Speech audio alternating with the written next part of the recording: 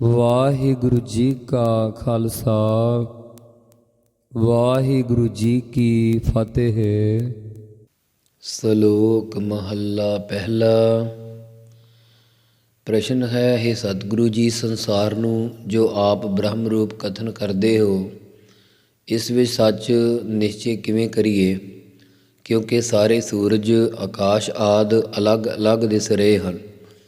ਗੁਰ ਉੱਤਰ ਬਖਸ਼ਦੇ ਆ ਤਾਂ ਸਤਿਗੁਰੂ ਜੀ ਪਰਮੇਸ਼ਰ ਦੇ ਸਨਮੁਖ ਬਿਰਤੀ ਕਰਕੇ ਬ੍ਰਹਮ ਬੇਤਿਆਂ ਦੀ ਦ੍ਰਿਸ਼ਟੀ ਦਾ ਕਥਨ ਕਰਦੇ ਹਨ। ਸੱਚੇ ਤੇਰੇ ਖੰਡ ਸੱਚੇ ਬ੍ਰਹਿਮੰਡ। ਹੇ ਸੱਚੇ ਵਾਹਿਗੁਰੂ, ਤੇਰੇ ਖੰਡ ਵੀ ਸੱਚੇ ਹਨ ਤੇ ਬ੍ਰਹਿਮੰਡ ਵੀ ਸੱਚੇ ਹਨ। ਤੁਹਾਡੇ ਰਚੇ ਹੋਏ 9 ਖੰਡ ਸੱਚੇ ਪ੍ਰਤੀਤ ਹੁੰਦੇ ਹਨ ਤੇ ਬ੍ਰਹਿਮੰਡ ਵੀ ਵਾਹਿਗੁਰੂ ਤੁਹਾਡੇ ਬਣਾਏ ਹੋਏ ਹਨ, ਇਹ ਵੀ ਸੱਚੇ ਪ੍ਰਤੀਤ ਹੁੰਦੇ ਹਨ। ਸੱਚੇ ਤੇਰੇ ਲੋ ਸੱਚੇ ਆਕਾਰ। ਹੇ ਸੱਚੇ ਵਾਹਿਗੁਰੂ, ਮਾਤ ਲੋਕ, ਪਤਾਲ, ਸਵਰਗ ਤੇ 14 ਲੋ ਕਹੀਏ ਲੋਕ, ਪ੍ਰਕਾਸ਼ ਕਰਨ ਵਾਲੇ ਲੋ ਭਾਵ ਪ੍ਰਕਾਸ਼ ਕਰਨ ਵਾਲੇ ਚੰਦ ਸੂਰਜ ਆਦਿ ਵੀ ਤੁਹਾਡੇ ਹੀ ਬਣਾਏ ਹੋਏ ਹਨ। ਤੇ ਸੱਚੇ ਹੇ ਵਾਹਿਗੁਰੂ, ਸਾਰੇ ਸਰੀਰਾਂ ਦੀਆਂ ਆਕਾਰ ਸੂਰਤਾਂ ਸ਼ਕਲਾਂ ਵੀ ਤੁਹਾਡੀਆਂ ਹੀ ਬਣਾਈਆਂ ਹੋਈਆਂ ਹਨ। ਸੱਚੇ ਤੇਰੇ ਕਰਨੇ ਸਰਬ ਵਿਚਾਰ। ਹੇ ਸੱਚੇ ਵਾਹਿਗੁਰੂ, ਸਾਰੇ ਵਿਚਾਰ ਕਰਨੇ ਤੁਹਾਡੇ ਹੀ ਬਣਾਏ ਹੋਏ ਆ। ਹੇ ਸੱਚੇ ਵਾਹਿਗੁਰੂ, ਜੋ ਵਿਚਾਰਾਂ ਕਰਨੀਆਂ ਹਨ ਤੇ ਜਗਤ ਦੇ ਕਰਨੇ ਕਾਰਨ 3 ਗੁਣ ਮੰਨੇ ਆ, ਇਹ ਸੱਚ ਸਰੂਪ ਤੇਰੇ ਵਿੱਚ ਹੀ ਕਲਪਿਤ ਰੂਪ ਹਨ। ਕਿਉਂਕਿ ਤੂੰ ਵਾਸਤਵ ਵਿੱਚ ਅਧਿਸ਼ਠਾਨ ਸਰੂਪ ਹੈ, ਜੋ ਤੁਹਾਡੇ ਸਰੂਪ ਦੀ ਪ੍ਰਾਪਤੀ ਵਾਸਤੇ ਸਰਬ ਵਿਚਾਰਾਂ ਕਰਨੀਆਂ ਹਨ, ਉਹ ਸਭ ਸੱਚੀਆਂ ਹਨ। ਸੱਚਾ ਤੇਰਾ ਅਮਰ ਸੱਚਾ ਦੀਵਾਨ। ਹੇ ਸੱਚੇ ਵਾਹਿਗੁਰੂ, ਤੁਹਾਡਾ ਅਮਰ ਕਹੀਏ ਰਾਜ ਵੀ ਸੱਚਾ ਹੈ ਅਤੇ ਤੇਰਾ ਸਾਧ ਸੰਗਤ ਰੂਪੀ ਦੀਵਾਨ ਦਰਬਾਰ ਵੀ ਸੱਚਾ ਹੈ। ਸੱਚਾ ਤੇਰਾ ਹੁਕਮ ਸੱਚਾ ਫੁਰਮਾਨ।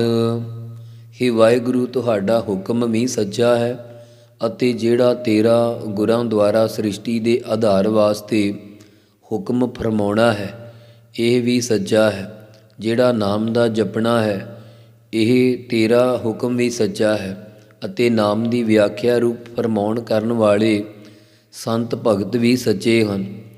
ਸੱਚਾ ਤੇਰਾ ਹੁਕਮ ਸੱਚਾ ਨੀਸਾਨ। ਹੇ ਸੱਚੇ ਵਾਹਿਗੁਰੂ, ਜਿਹੜਾ ਤੇਰਾ ਕਰਮ ਕਾਰਜ ਰੂਪ ਭਾਵ ਉੱਤਮ ਮੱਧਮ ਕਨਿਸ਼ਟ ਰੂਪ ਸੰਸਾਰ ਬਣਾਇਆ ਹੋਇਆ, ਇਹ ਤੇਰੇ ਵਿੱਚ ਅਦਿ ਅਸਤ ਰੂਪ ਹੋਣ ਕਰਕੇ ਸੱਚਾ ਹੀ ਹੈ। ਭਾਵ ਜਿਸ ਦਾ ਅਧਿਸ਼ਠਾਨ ਸੱਚਾ ਹੁੰਦਾ, ਉਸ ਦੀ ਅਦਿ ਅਸਤ ਵੀ ਸੱਚੀ ਹੁੰਦੀ ਆ ਅਤੇ ਆਪ ਜੀ ਦਾ ਨਾਮ ਰੂਪ ਨੀਸਾਨ ਪਰਵਾਨਾ ਵੀ ਸੱਚਾ ਹੈ। ਜਿਹੜਾ ਬ੍ਰਹਮ ਬੇਤਿਆਂ ਦੇ ਹਿਰਦੇ ਵਿੱਚ ਨੀਸਾਨ ਪ੍ਰਗਟ ਹੋਣਾ ਹੈ, ਇਹ ਵੀ ਸੱਚਾ ਹੈ। ਆਪ ਜੀ ਦਾ ਜਸ ਰੂਪੀ ਨੀਸਾਨ ਝੰਡਾ ਵੀ ਸੱਚਾ ਹੈ।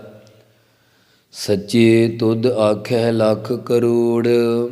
ਹੇ ਸੱਚੇ ਵਾਹਿਗੁਰੂ, ਤੁਹਾਨੂੰ ਲੱਖਾਂ ਜੀਵ ਕਰੋੜਾਂ ਵਾਰੀ ਆਖਦੇ ਹਨ ਕਿ ਤੂੰ ਸੱਚਾ ਹੈ। ਤੁਹਾਡੇ ਜਸ ਨੂੰ ਲੱਖਾਂ ਦੇਵਤੇ ਕਰੋੜਾਂ ਮਨੁੱਖ ਉਚਾਰਨ ਕਰਦੇ ਹਨ। ਹੇ ਸੱਚੇ ਵਾਹਿਗੁਰੂ, ਲੱਖਾਂ ਕਰੋੜਾਂ ਤੇਰੇ ਮਾਇਆ ਸਰੂਪ ਨੂੰ ਕਥਨ ਕਰਦੇ ਹਨ। ਕਰੋੜਾਂ ਹੀ ਤੇ ਤੇਰੇ ਲੱਖੇ ਸਰੂਪ ਦਾ ਕਥਨ ਕਰਦੇ ਆ। ਸੱਚੈ ਸਭ ਤਾਣ ਸੱਚੈ ਸਭ ਜੋਰ। ਹੇ ਸੱਚੇ ਵਾਹਿਗੁਰੂ, ਸਾਰਿਆਂ ਨੂੰ ਸਰੀਰਕ ਤਾਣ ਬਲ ਤੇ ਜਿਹੜਾ ਮਨ ਰਿੱਧੀਆਂ ਸਿੱਧੀਆਂ ਦਾ ਸਾਰਾ ਜੋਰ ਕਹੀਏ ਜੋੜ ਹੋਣਾ ਹੈ, ਇਹ ਵੀ ਸੱਚੇ ਵਾਹਿਗੁਰੂ ਤੁਹਾਡਾ ਹੀ ਬਣਾਇਆ ਹੋਇਆ। ਸੱਚੀ ਤੇਰੀ ਸਿਫਤ ਸੱਚੀ ਸਾਲਾਹ।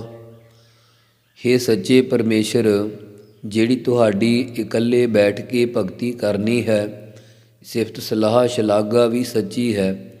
ਜੋ ਗੁਰਮੁਖ ਜਨਾਂ ਦੀ ਸੰਗਤ ਨਾਲ ਰਲ ਕੇ ਕੀਰਤਨ ਕਰਨਾ ਹੈ, ਇਹ ਸਲਾਹੁਣਾ ਵੀ ਸੱਚਾ ਹੈ। ਸੱਚੀ ਤੇਰੀ ਕੁਦਰਤ ਸੱਚੇ ਪਾਤਸ਼ਾਹ।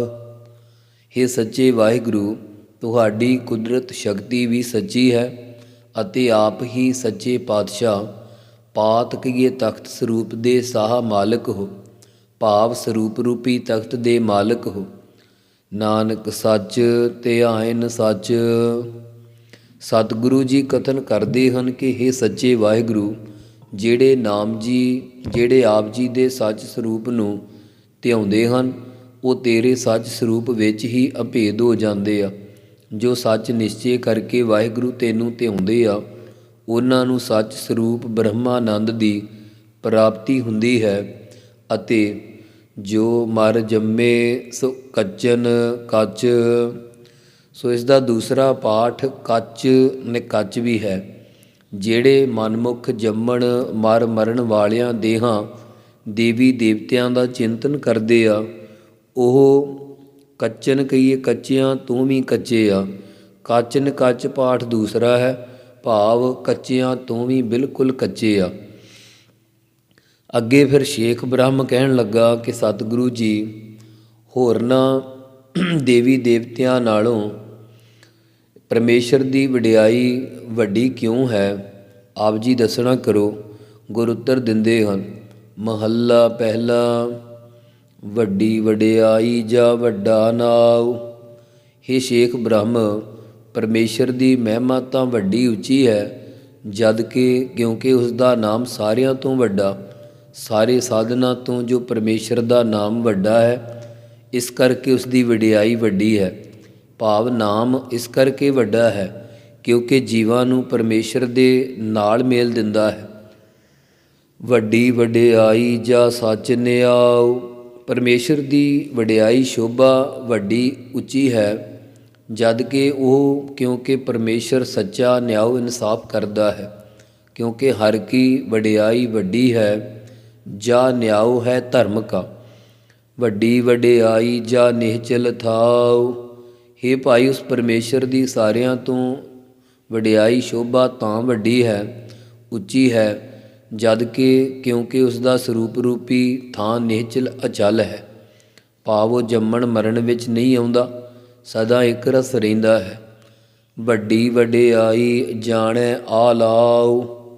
ਉਸ ਪਰਮੇਸ਼ਰ ਦੀ ਵਡਿਆਈ ਉਪਮਾ ਸਾਰਿਆਂ ਤੋਂ ਤਾਂ ਵੱਡੀ ਆ, ਤਾਂ ਇਸ ਕਰਕੇ ਉੱਚੀ ਕਿਉਂਕਿ ਉਹ ਪਰਮੇਸ਼ਰ ਸਾਰਿਆਂ ਦੇ ਆਲਾਉ ਕਥਨ ਨੂੰ ਜਾਣਦਾ, ਸਾਰਿਆਂ ਜੀਵਾਂ ਦੀਆਂ ਆਵਾਜ਼ਾਂ ਨੂੰ ਜਾਣਦਾ। ਭਾਵੇਂ ਕੋਈ ਅੰਗਰੇਜ਼ੀ ਬੋਲੇ, ਪੰਜਾਬੀ ਬੋਲੇ, ਸੰਸਕ੍ਰਿਤ ਬੋਲੇ, ਜਿਹੜੀ ਮਰਜ਼ੀ ਭਾਸ਼ਾ ਬੋਲੇ, ਜਿਹੜੀ ਮਰਜ਼ੀ ਜ਼ੁਬਾਨ ਵਿੱਚ ਬੋਲੇ, ਕੇਵਲ ਬੋਲਣ ਨੂੰ ਨਹੀਂ, ਸਗੋਂ ਸਭਨਾਂ ਦੇ ਦਿਲਾਂ ਦੇ ਭਾਵ ਮਾਤਰ ਨੂੰ ਬੁੱਝ ਲੈਂਦਾ ਹੈ। ਵੱਡੀ ਵਡਿਆਈ ਬੁੱਝੈ ਸਭ ਭਾਉ।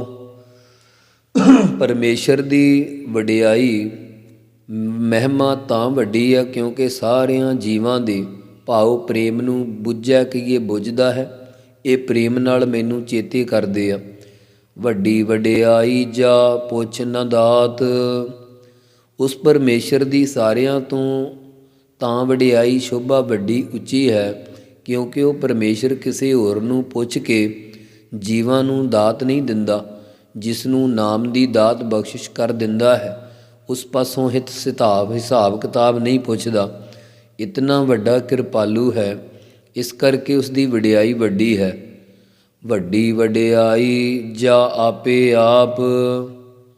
ਹੇ ਭਾਈ, ਉਸ ਪਰਮੇਸ਼ਰ ਦੀ ਸਾਰਿਆਂ ਤੋਂ ਤਾਂ ਵਡਿਆਈ ਸ਼ੋਭਾ ਵੱਡੀ ਉੱਚੀ ਆ ਕਿਉਂਕਿ ਉਹ ਪਰਮੇਸ਼ਰ ਸਾਰਿਆਂ ਵਿੱਚ ਆਪਣਾ ਆਪ ਰੂਪ ਹੀ ਹੈ। ਆਪਾਂ ਪੜ੍ਹਦੇ ਹਾਂ ਨਾ ਜਪਜੀ ਸਾਹਿਬ ਵਿੱਚ, ਆਪੇ ਆਪ ਨਿਰੰਜਨ ਸੋਏ, ਨਾਨਕ ਕਾਰਨ ਕਥਨੀ ਜਾਏ। ਸਤਿਗੁਰੂ ਜੀ ਕਥਨ ਕਰਦੇ ਹਨ ਕਿ ਉਸ ਵਾਹਿਗੁਰੂ ਦੇ ਜੋ ਸ੍ਰਿਸ਼ਟੀ ਆਦਿ ਰਚਣ ਦੇ ਕਾਰ ਕਰਤੱਵ ਭਾਵ ਕੰਮ ਹਨ, ਉਹ ਕਿਸੇ ਪਾਸੋਂ ਵੀ ਕਥਨ ਨਹੀਂ ਕੀਤੇ ਜਾ ਸਕਦੇ। ਉਤਪਤੀ, ਲੈਤਾ, ਪਾਲਣਾ, ਰੋਜੀ ਦੇਣ ਰੂਪ ਕਾਰ ਕਥਨ ਨਹੀਂ ਕੀਤੀ ਜਾਂਦੀ। ਕੀਤਾ ਕਰਣਾ ਸਰਬ ਰਜਾਏ। ਹੇ ਭਾਈ, ਇਹ ਜਿਤਨਾ ਕਾਰਜ ਰੂਪ ਸੰਸਾਰ ਪੈਦਾ ਕੀਤਾ ਹੈ, ਇਹ ਸਾਰਾ ਪਰਮੇਸ਼ਰ ਦੀ ਰਜਾਏ ਆਗਿਆ ਵਿੱਚ ਹੀ ਹੈ। ਮਹੱਲਾ ਦੂਜਾ। ਇਹ ਜਗ ਸੱਚੈ ਕੀ ਹੈ ਕੋਠੜੀ, ਸੱਚੇ ਕਾ ਵਿਚਵਾਸ।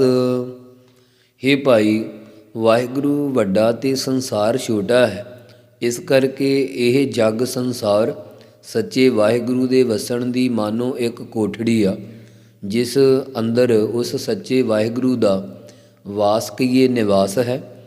ਭਾਵ ਸੰਸਾਰ ਵਿੱਚ ਵਾਹਿਗੁਰੂ ਮਕਾਨ ਦੀ ਛੱਤ ਹੇਠ ਆਕਾਸ਼ਵਤ ਨਹੀਂ ਵਸ ਰਿਹਾ, ਪਰੰਤੂ ਕਾਦਰ ਹੋ ਕੇ ਵਸ ਰਿਹਾ। ਆਪਾਂ ਪੜ੍ਹਦੇ ਹਾਂ, ਸਭ ਤੇਰੀ ਕੁਦਰਤ ਤੂੰ ਕਾਦਰ ਕਰਤਾ, ਪਾਕੀ ਨਾਈ ਪਾਕ। ਇਕ ਨਾ ਹੁਕਮ ਸਮਾਏ ਲਏ, ਇਕ ਨਾ ਹੁਕਮੇ ਕਰੇ ਵਿਨਾਸ਼। ਅਤੇ ਆਪਣੀ ਰਚੀ ਕੁਦਰਤ ਵਿੱਚ ਇੱਕ ਨਾ ਤੋਂ ਭਾਵ ਕਈ ਗੁਰਮੁਖ ਜਨਾਂ ਨੂੰ ਜਿਨ੍ਹਾਂ ਨੇ ਹੁਕਮ ਮੰਨਿਆ ਹੈ, ਉਹਨਾਂ ਨੂੰ ਆਪਣੇ ਵਿੱਚ ਸਮਾਏ ਅਭੇਦ ਕਰ ਲੈਂਦਾ ਅਤੇ ਇੱਕ ਨਾ ਕਈ ਮਨ ਮੁਖਾਂ ਨੂੰ ਆਪਣੇ ਹੁਕਮ ਨਾਲ ਮਾਇਆ ਵਿੱਚ ਲਾ ਕੇ ਵਿਨਾਸ਼ ਉਹਨਾਂ ਦਾ ਨਾਸ਼ ਕਰ ਦਿੰਦਾ। ਇੱਕ ਨਾ ਭਾਣੈ ਕੱਢ ਲਏ, ਇੱਕ ਨਾ ਮਾਇਆ ਵਿੱਚ ਨਿਵਾਸ। ਇੱਕ ਨਾ ਤੋਂ ਭਾਵ ਕਈਆਂ ਗੁਰਮੁਖਾਂ ਨੂੰ ਪਰਮੇਸ਼ਰ ਆਪਣੇ ਹੁਕਮ ਅਨੁਸਾਰ ਸੰਸਾਰ ਸਮੁੰਦਰ ਡੁੱਬਦਿਆਂ ਨੂੰ ਗੁਰੂ ਰੂਪ ਹੋ ਕੇ ਮੁਕਤੀ ਰੂਪ ਕਿਨਾਰੇ 'ਤੇ ਕੱਢ ਲੈਂਦਾ ਅਤੇ ਇੱਕ ਨਾ ਕਈ ਜੀਵਾਂ ਨੂੰ ਮਾਇਆ ਵਿੱਚ ਭਾਵ ਅੰਦਰ ਹੀ ਵਾਸਾ ਦੇਈ ਰੱਖਦਾ। ਮਾਇਆ ਇਕੱਠੀ ਕਰਨ ਵਿੱਚ ਹੀ ਉਹ ਲੱਗੇ ਰਹਿੰਦੇ ਆ। ਉਹ ਕਹਿੰਦੇ ਬੜਾ ਸੋਹਣਾ ਅਸੀਂ ਕੰਮ ਕਰ ਰਹੇ, ਦੁਨੀਆ 'ਤੇ ਆਏ ਅਸੀਂ ਹਾਂ। ਇਹ ਕਾਹਦੇ ਦੁਨੀਆ 'ਤੇ ਆਏ? ਏਵ ਭੇ ਆਖ ਨ ਜਾਪਈ, ਜੇ ਕਿਸੈ ਆਣੇ ਰਾਸ। ਇਸ ਪ੍ਰਕਾਰ ਕਿਸੇ ਪੁਰਖ ਦੇ ਪਾਸੋਂ ਇਹ ਗੱਲ ਭੇ ਭਾਵ ਵੀ ਆਖ ਕਹੀਏ ਕਹੀ ਨਹੀਂ ਜਾ ਪਈ ਜਾਂਦੀ, ਜਦੋਂ ਕਿ ਕਿਸੇ ਕਿਸ ਘਾਲੀ ਦੀ ਘਾਲ ਨੂੰ ਪਰਮੇਸ਼ਰ ਸਚਾਈ ਵਿੱਚ ਆਣੇ ਕਹੀਏ ਲਿਆਵੇਗਾ। ਨਾਨਕ ਗੁਰਮੁਖ ਜਾਣੀਐ, ਜਾ ਕੋ ਆਪ ਘਰੇ ਪਰਗਾਸ। ਸਤਿਗੁਰੂ ਜੀ ਕਥਨ ਕਰਦੇ ਹਨ ਕਿ ਹੇ ਭਾਈ, ਜਿਨ੍ਹਾਂ ਦੇ ਹਿਰਦੇ ਵਿੱਚ ਆਪ ਗੁਰਾਂ ਦੁਆਰਾ ਪਰਮੇਸ਼ਰ ਬ੍ਰਹਮ ਗਿਆਨ ਦਾ ਪ੍ਰਕਾਸ਼ ਕਰ ਦੇਵੇ, ਉਹਨਾਂ ਨੂੰ ਗੁਰਮੁਖ ਜਾਣ ਲਈਦਾ ਹੈ। ਉਹ ਗੁਰਮੁਖ ਪਰਮੇਸ਼ਰ ਨੂੰ ਜਾਣ ਲੈਂਦੇ ਆ। ਪੌੜੀ। ਹੁਣ ਪਹਿਲੀ ਪੌੜੀ ਵਿੱਚ ਸਤਿਗੁਰਾਂ ਨੇ ਪਰਮੇਸ਼ਰ ਦੀ ਆਪਣੇ ਆਪ ਹੀ ਸ੍ਰਿਸ਼ਟੀ ਰਚੀ ਦੱਸੀ ਹੈ। ਹੁਣ ਇਸ ਦੂਸਰੀ ਪੌੜੀ ਵਿੱਚ ਸ੍ਰਿਸ਼ਟੀ ਦਾ ਪ੍ਰਕਰਣ ਦੱਸਦੇ ਹਨ। ਨਾਨਕ ਜੀ ਉਪਾਇ ਕਹਿ ਲਿਖ ਨਾਵੈ, ਧਰਮ ਬਹਾਲਿਆ। ਸਤਿਗੁਰੂ ਜੀ ਕਥਨ ਕਰਦੇ ਹਨ ਕਿ ਪਰਮੇਸ਼ਰ ਨੇ ਸੂਖਮ ਸਥੂਲ ਕਾਰਨ ਦੇਹਾਂ ਵਿੱਚ ਜੀਵ ਉਪਾਏ ਕਹੀਏ ਪੈਦਾ ਕਰਕੇ ਨਾਮ ਦੇ ਲਿਖ ਲਿਖਣ ਵਾਸਤੇ, ਚੰਗੇ ਮਾੜੇ ਸ਼ੁਭ ਅਸ਼ੁਭ ਹਿਸਾਬ ਲਿਖਣ ਵਾਸਤੇ ਧਰਮ ਰਾਜਾ ਬਿਠਾਇਆ, ਭਾਵ ਇਸਤਤ ਕੀਤਾ ਹੋਇਆ। ਉਥੈ ਸੱਚੋ ਹੀ ਸੱਚ ਨਿਬੜੈ, ਚੋਣ ਵੱਖ ਕੱਢੇ ਜਜਮਾਲਿਆ। ਉੱਥੇ ਪਰਲੋਕ ਵਿੱਚ ਸੱਚੇ ਨਾਮ ਨੂੰ ਜਪਣ ਵਾਲਿਆਂ ਦਾ ਸੱਚ ਕਰਕੇ ਹੀ ਨਿਬੇੜਾ ਹੁੰਦਾ। ਉਥੈ ਸੱਚੈ ਹੀ ਸੱਚ ਨਿਬੜੈ। ਉੱਥੇ ਭਾਵ ਪਰਲੋਕ ਵਿੱਚ ਜਿੱਥੇ ਧਰਮ ਰਾਜੇ ਨੂੰ ਬਿਠਾਇਆ, ਜਿਹੜੇ ਪੁਰਖ ਸੱਚੇ ਹਨ ਉਹਨਾਂ ਦਾ ਹੀ ਨਿਸ਼ਚੇ ਕਰਕੇ ਸੱਚਾਈ ਨਾਲ ਨਿਬੜੈ ਫੈਸਲਾ ਹੁੰਦਾ। ਜਿਹੜੇ ਪੁਰਖ ਪਾਪਾਂ ਕਰਕੇ ਜਜਮਾਲੇ ਆ, ਰਿਆਣੇ ਭਾਵ ਦੱਬੇ ਹੋਏ ਆ, ਕੁਸ਼ਟ ਰੋਗ ਵਾਲੇ ਕੋੜੀ ਹਨ, ਉਹਨਾਂ ਨੂੰ ਪੁੰਨੀਆਂ ਦੀ ਗਿਣਤੀ 'ਚੋਂ ਵੀ ਚੋਣ ਛਾਂਟ ਕੇ ਵੱਖ ਵੱਖਰੇ ਕੱਢ ਲਿਆ ਜਾਂਦਾ। ਜਿਵੇਂ ਬੀਬੀਆਂ ਭੈਣਾਂ ਦਾਲ ਵਿੱਚੋਂ ਕੋਰੜੂ ਕੱਢ ਕੇ ਅਲੱਗ ਕਰ ਲੈਂਦੀਆਂ। ਥਾਉ ਨ ਪਾਇਨ ਕੂੜਿਆਰ, ਮੋਹ ਕਾਲੈ ਦੋਜਕ ਚਾਲਿਆ। ਝੂਠ ਦੀ ਪ੍ਰਾਪਤੀ ਵਾਲੇ ਪੁਰਖ ਵਾਹਿਗੁਰੂ ਦੇ ਦਰ 'ਤੇ ਆਦਰ ਵਾਲੀ ਥਾਉ ਜਗ੍ਹਾ ਨਹੀਂ ਪਾਉਂਦੇ ਅਤੇ ਫਿਰ ਉਹ ਪਾਪਾਂ ਕਰਕੇ ਕਾਲੈ ਭਾਵ ਕਾਲੇ ਮੂੰਹ ਨਾਲ, ਕਾਲੇ ਮੂੰਹ ਵਾਲੇ ਜਮਦੂਤਾਂ ਦੇ ਨਾਲ ਨਰਕ ਵੱਲ ਚਲਾਏ ਜਾਂਦੇ, ਤੁਰੇ ਜਾਂਦੇ ਆ।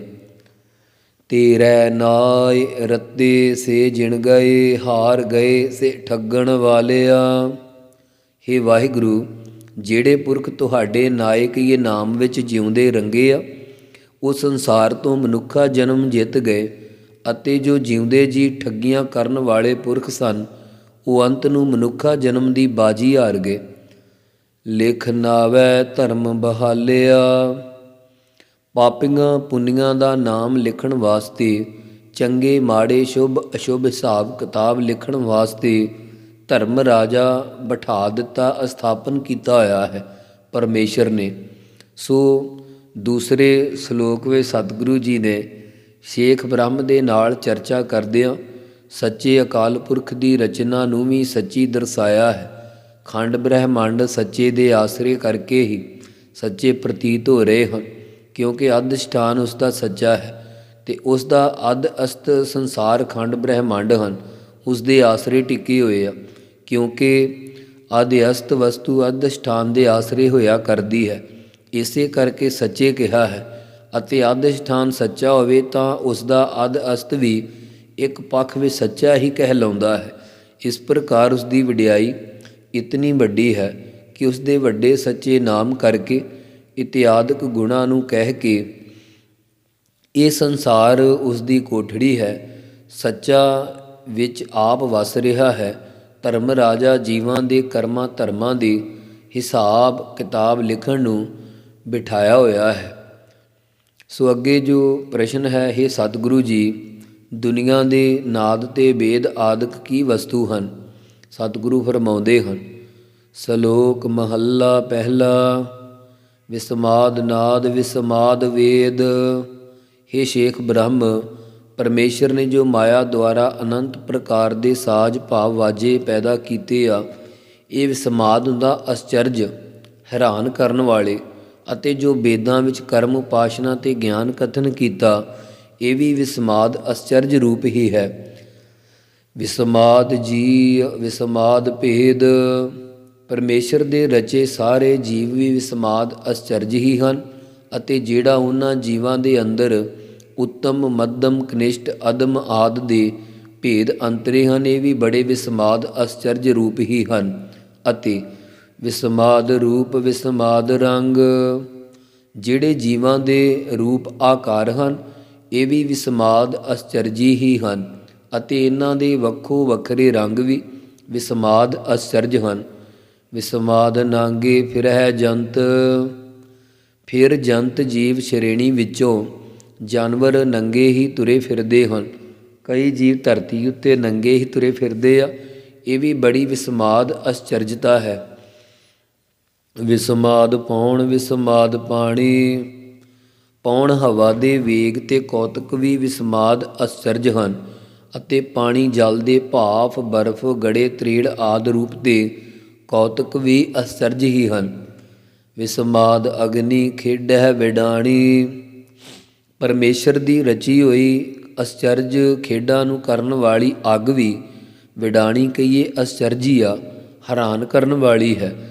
ਅਰਥਾਤ ਕਿਤੇ ਦੁਨੀਆ ਦੇ ਅੰਨ ਪਕਾਉਣ ਦਾ ਕੰਮ ਕਰਦੀ ਆ, ਹਿਰਦੇ ਦੇ ਅੰਦਰ ਜਠਰਾ ਅਗਨ ਬਣ ਕੇ ਹਜਮ ਕਰਨ ਦਾ ਭੋਜਨ ਕੰਮ ਕਰਦੀ ਆ, ਕਿਤੇ ਬੜਵਾ ਨਲ ਬਣ ਕੇ ਸਮੁੰਦਰ ਦੇ ਪਾਣੀਆਂ ਨੂੰ ਸਾੜੀ ਜਾਂਦੀ ਆ, ਕਿਤੇ ਡਉ ਅਗਨੀ ਬਣ ਕੇ ਜੰਗਲਾਂ ਨੂੰ ਸਾੜੀ ਜਾਂਦੀ ਆ।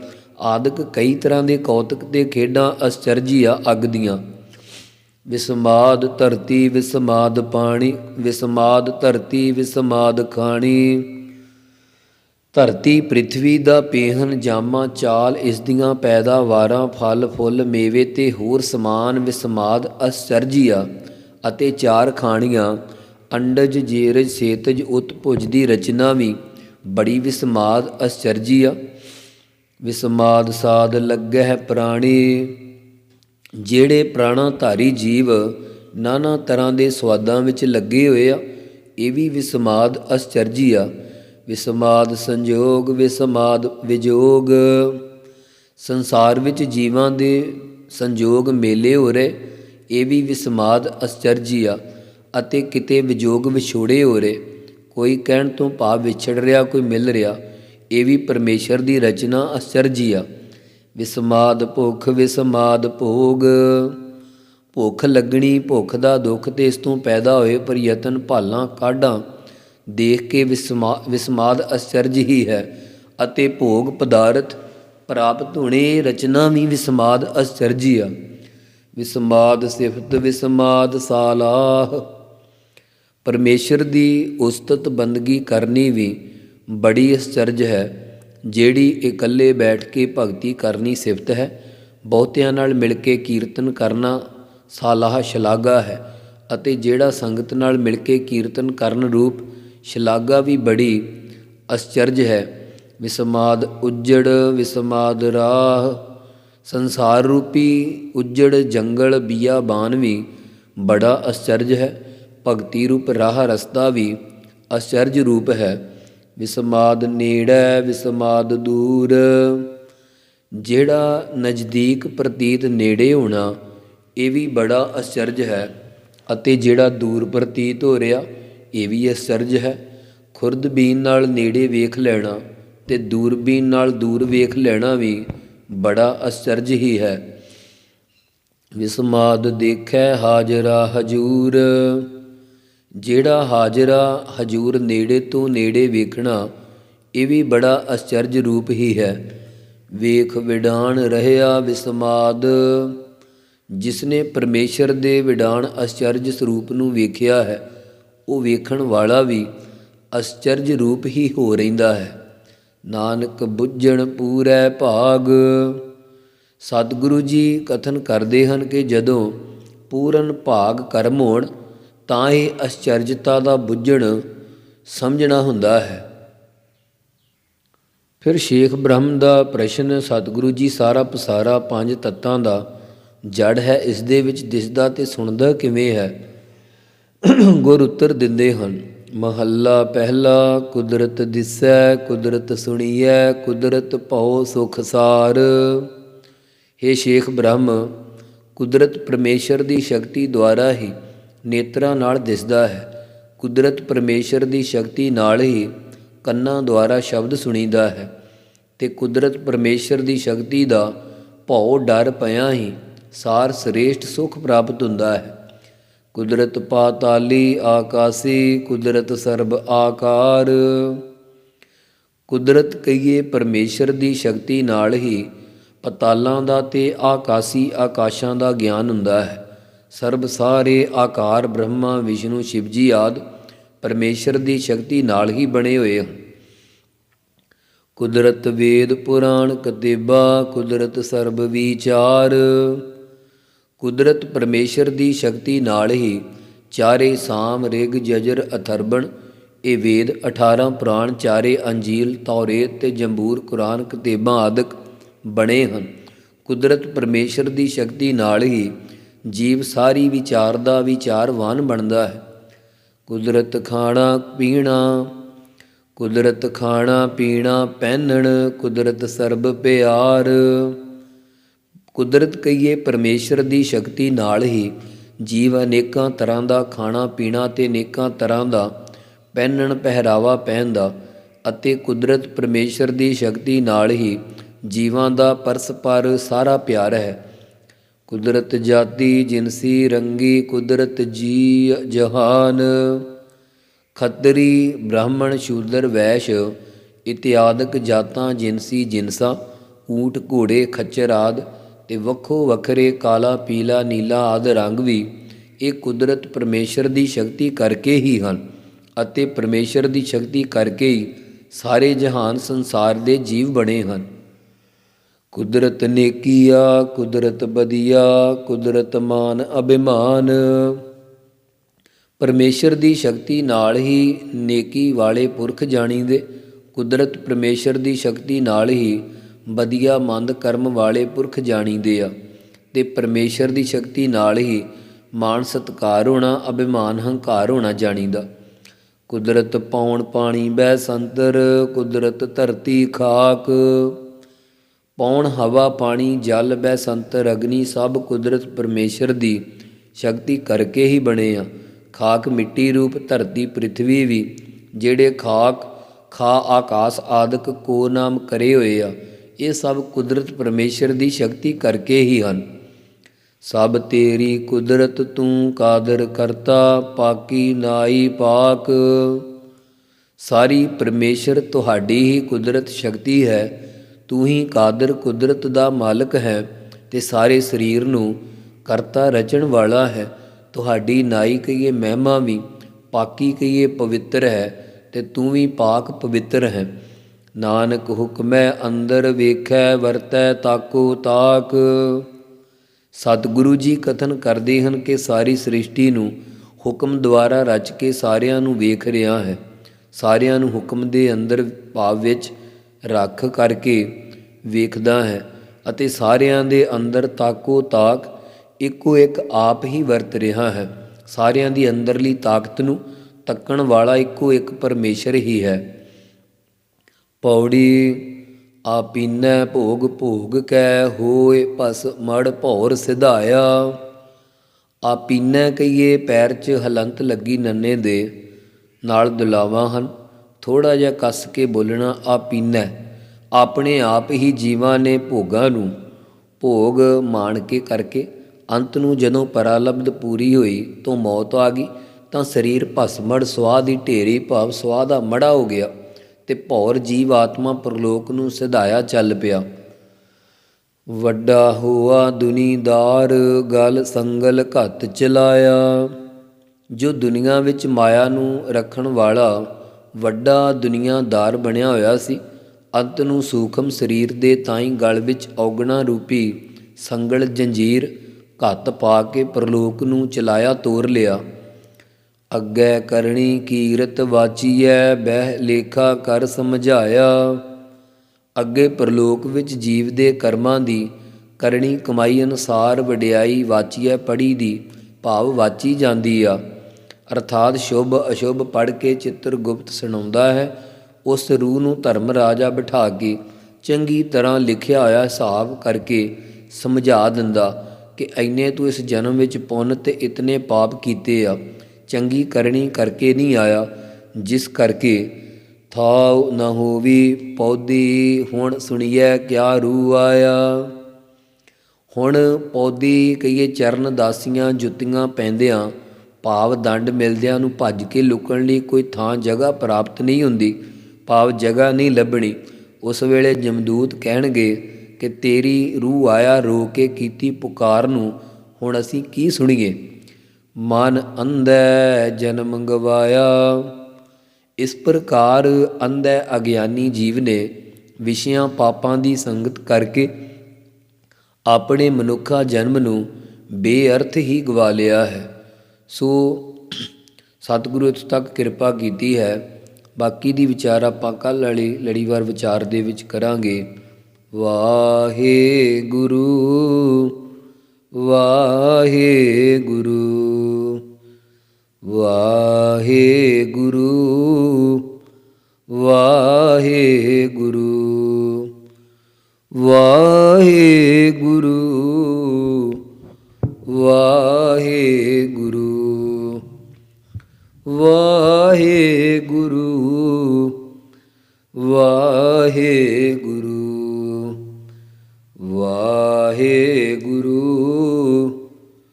ਵਾਹਿਗੁਰੂ